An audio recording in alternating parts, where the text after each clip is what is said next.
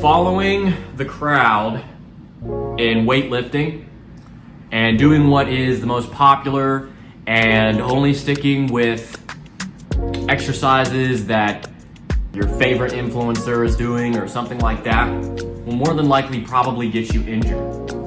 So I want to build off of what I was talking about last time with you guys going into the new year injury-free. And I want to start by sharing a story with you all.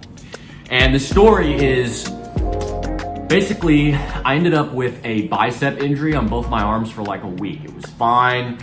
I ended up being very fortunate. I didn't have to go to the hospital or anything like that. I ended up healing on its own.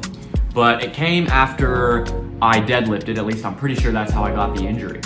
I was going for a PR on deadlift. I think I hit my PR, but what I probably ended up doing is, looking back on it, it's very easy how this injury occurred.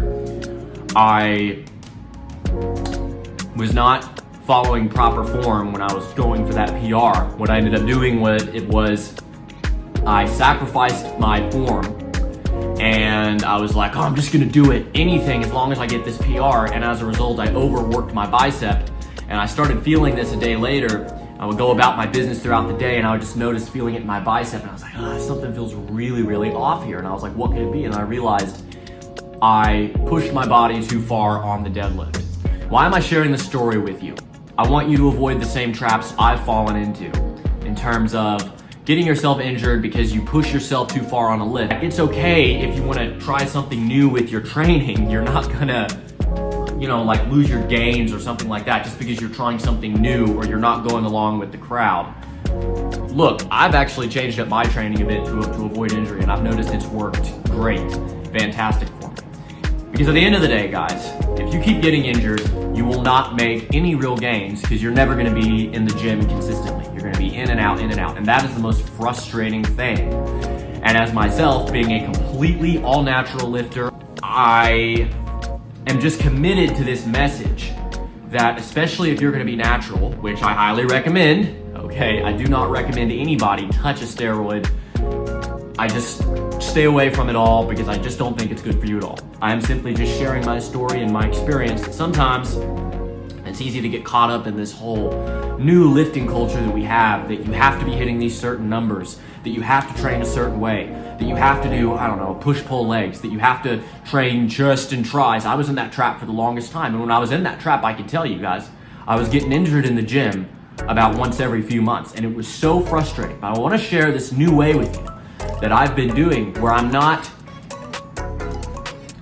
don't feel like I have to do a certain split just because other people are doing it. I think that is a trap that will get you injured fast and consistently, and it will consistently keep you out of the gym, which you probably don't want that. I don't want that for me, and I don't want that for you. We're gonna wrap this one up, and the way I'm gonna wrap it up is just saying, be smart about your lifting.